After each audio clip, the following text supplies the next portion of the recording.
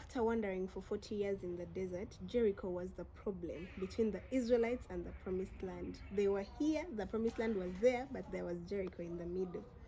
So God told Joshua that for 6 days, tell the priests to march around Jericho once each day. As they marched, 7 priests were to carry trumpets of ram horns in front of the ark, and on the 7th day, they were to march around the city 7 times with the priests blowing the trumpets. And then the whole army would give a loud shout, and the wall of the city of Jericho would collapse. This was the instruction God told Joshua, and Joshua told the Israelites. So Joshua obeyed God and told the priests and the Israelites what he had been told to do, and they obeyed. When they did the shout on the 7th day, and when the priests sounded the trumpets, the walls of Jericho came tumbling down. They collapsed and fell, and everything and everyone in Jericho perished that day, except for one family, and that was Rahab's family and Rahab.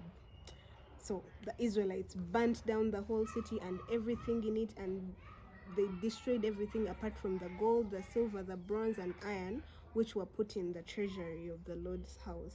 So that was the end of Jericho. And then Joshua pronounced a curse on Jericho, and he was like, whoever will rebuild this city will lose his sons, and at the cost of his firstborn son he will lay the foundation, at the cost of his youngest he will lay the gates. By the way, that curse still stands up to today, and there's one person there in the future in the Bible, I think we'll find him, who tried to rebuild Jericho, and this is exactly what happened to him. Thank you so much for watching.